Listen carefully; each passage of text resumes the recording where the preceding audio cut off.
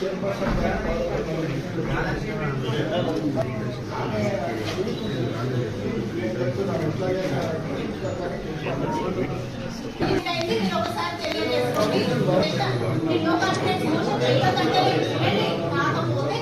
గౌరవించండి.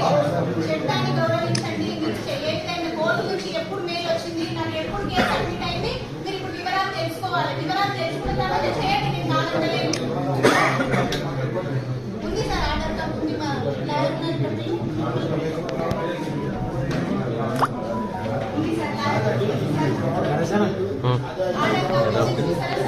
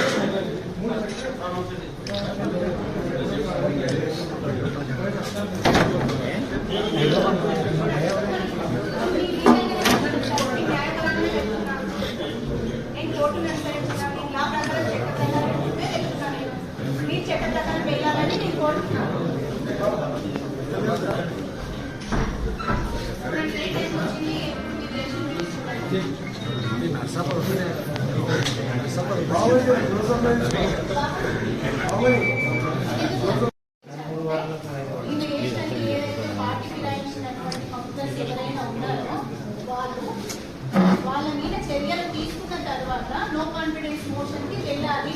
అప్పటి వరకు నో కాన్ఫిడెన్స్ మోషన్ అనేది మూవ్ కావద్దు. తెలుసుకోండి. మీకు మెయిల్ వచ్చిన తర్వాత మీరు అప్లై చేస్తారు. అడ్మిట్ అయినాక కేసు అడ్మిట్ అయిన తర్వాత మీరు ఎట్లా చేస్తారు సార్? మీకు ఎట్లా ఉన్నాయి రైట్స్? ప్రాసెస్ అవుతుంది. ఓటునైతే మనం అందరం గౌరవించాలి, చట్టాన్ని అయితే గౌరవించాలి. మీ దేశ రైట్స్ లేవు. కోర్టులో కేసు అడ్మిట్ అయిన తర్వాత మీరు ఎట్లా అవిశ్వాసం చేస్తారు? ఎట్లా ముందుకెళ్తారు? చూసేది ఏంటి సార్? మీరు అయిపోయిందనే మాట అయితే కాదు. మీరు ఎట్లా చేస్తారు? ఇదైతే జరగరాదు. నా చర్యలు తీసుకున్న తర్వాత కోర్టు అయితే ఏదైతే చర్యలు తీసుకున్న తర్వాత నో కాన్ఫిడెన్స్ మోషన్ కి మూవ్ చేయాలి, వెళ్ళాలి అని కోర్టు ఏదైతే ఇచ్చిందో తీర్పు, దాన్ని మీకు గౌరవించాలి. కోర్టు అంటే మీకు లెక్కలేదా?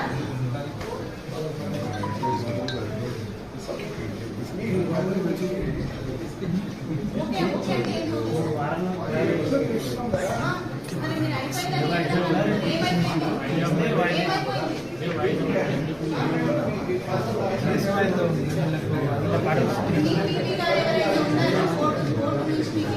తెచ్చిండొచ్చు. ఎక్కడైతే నాకు కేసు అడ్మిట్ అయిందో అదే సమయానికి మీకు టీవీ గారికి తెలియజేయాలి. అడగండి సార్, తెలుసుకోండి. టీవీ గారిని అడిగి తెలుసుకోండి. అడగండి. మీరు అయిపోయిందంటే కాదు. మీరు ఏ విధంగా అయిపోయింది కాదు. ఓటునైతే గౌరవించాలి.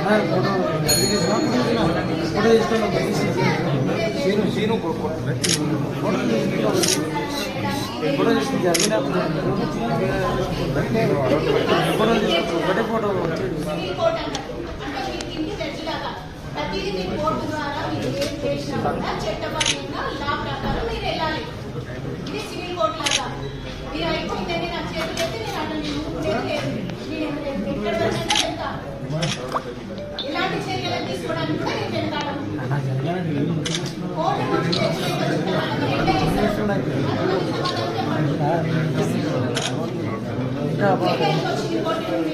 ఏ టైంలో మీకు కేసు అడ్మిట్ అయింది, మలాడ పార్టీ ఇచ్చిన కౌన్సిలర్స్ పైన ఏ టైంలో కోర్టు మీకు జడ్జిమెంట్ చేసింది?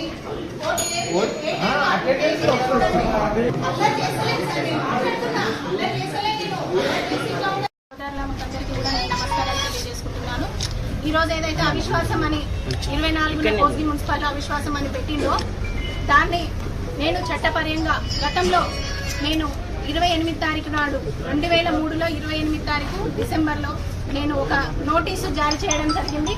కలెక్టర్ గారికి నోటీసులు జారీ చేయడం జరిగింది, సెక్రటరీ ఆఫీస్కి జారీ చేయడం జరిగింది. మరి అదేవిధంగా స్టేట్ ఎలక్షన్ కమిషనర్ గారికి కూడా నేను ఇవ్వడం జరిగింది. మరి ఢిల్లీ ఎలక్షన్ కమిషనర్ గారికి కూడా ఢిల్లీకి కూడా నేను పోస్ట్ చేయడం జరిగింది లెటర్లని. ఏదైతే నేను 29 రోజు నేను కంప్లైంట్ చేసినానో అప్పుడు మా బీఆర్ఎస్ కౌన్సిలర్స్ లక్ష్మమ్మ అనే ఒక కౌన్సిలర్ గారు చనిపోవడం జరిగింది.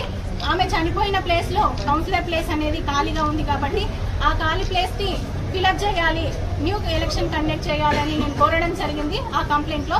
నెక్స్ట్ మళ్ళీ నేను 5 తారీఖు రోజు కూడా నేను మళ్ళీ ఒక కంప్లైంట్ చేయడం జరిగింది.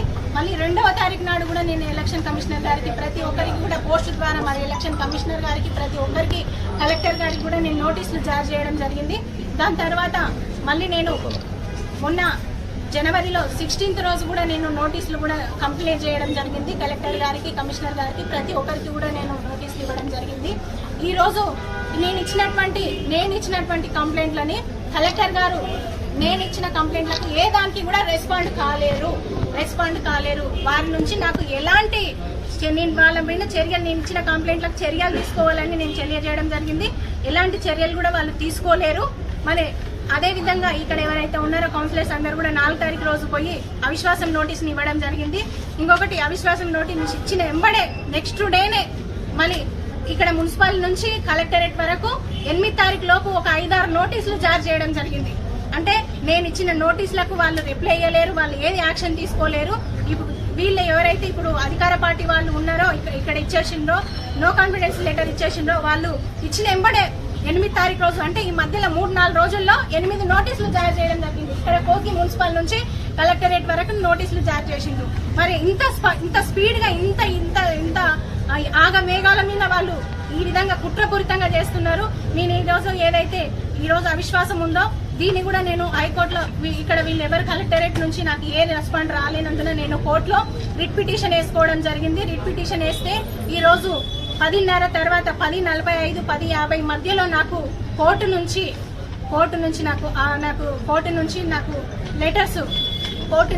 లెటర్స్ కూడా రావడం జరిగింది. ఏదైతే ఈ కోర్టు నుంచి లెటర్ వచ్చిందో ఏమని ఉందంటే, ఈమె పలానా మేకల శిరీష చైర్పర్సన్ ఎవరైతే ఉన్నారో ఆమె రిట్ పిటిషన్ వేసింది కాబట్టి ఆమెకు న్యాయపరంగా ఈ రోజు ఎవరి మీద అయితే కంప్లైంట్ ఇచ్చిందో ఆ కంప్లైంట్లు పైన చర్యలు తీసుకోవాలి, కలెక్టర్ గారు చర్యలు తీసుకోవాలి, ఆర్డీఓ గారు చర్యలు తీసుకోవాలి. చర్యలు తీసుకున్న తర్వాత, చర్యలు చేపట్టిన తర్వాత 3 వారాల తర్వాత వరకు వాళ్ళ వాయిదా వేయాలని కూడా ఈ ఆర్డర్ కాపీ నాకు కోర్టు నుంచి రావడం జరిగింది.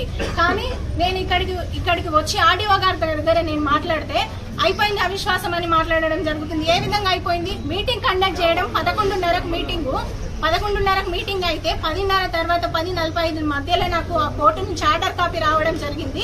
మరి 10:45 నిమిషాలకు ఆర్డర్ కాపీ వస్తే వీళ్ళు మీటింగ్ కండక్ట్ చేసింది 11:30కు.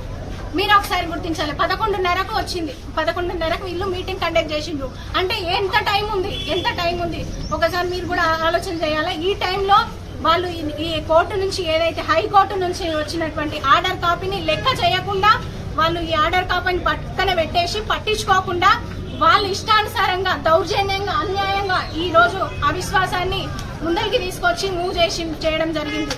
కానీ ఇది చట్టపరంగా ఇది ఏదైతే ఉందో హైకోర్టు నుండి వచ్చినటువంటి ఆర్డర్ చట్టపరంగా వచ్చింది కాబట్టి ఈ చట్టాన్ని గౌరవించడం లేదు. ఇది ఎంతవరకు కరెక్ట్? ఎంత అధికార పార్టీ అయినంత మాత్రాన ఈ విధంగా చట్టాన్ని గౌరవించకుండా ఈ విధంగా చేస్తారా? కోర్టు నుంచి 10:30 మధ్యలో వచ్చింది. అయితే 11:30కు మీటింగ్ కండక్ట్ చేసిన ఆర్డీఓ గారిని నేను అడిగితే ఏ టైంలో వచ్చింది కోర్టు నుంచి నోటీస్ ఏ టైంలో వచ్చింది, ఏ టైంలో వచ్చింది ఆర్డర్ కాపీ అంటే 10:30 మధ్యలో వచ్చింది. 11:30కు మేము మీటింగ్ కండక్ట్ చేసాం మేడం అని చెప్తున్నారు. ఇది కరెక్టేనా? ఇది న్యాయపరంగా జరిగినటువంటి అవిశ్వాసమా? నేను దీన్ని ఖండిస్తున్నాను. ఎందుకంటే న్యాయం ఎవరైనా సరే, కలెక్టర్ అయినా సరే, కమిషనర్ అయినా సరే, ఆర్డీఓ అయినా సరే, ఎవరైనా సరే, ఎంతటి వారైనా సరే, చైర్పర్సన్ అయినా సరే చట్టాన్ని గౌరవించాలి, చట్ట ప్రకారం వెళ్ళాలి, లాని గౌరవించాలి. ఈ విధంగా వీళ్ళు ఈరోజు అన్యాయంగా ఈరోజు అవిశ్వాసం అయిపోయిందని తెలియజేయడం జరుగుతుంది. వీళ్ళు చేసిందంతా దౌర్జన్యంగా చేస్తుండ్రు, అన్యాయంగా చేస్తుండ్రు.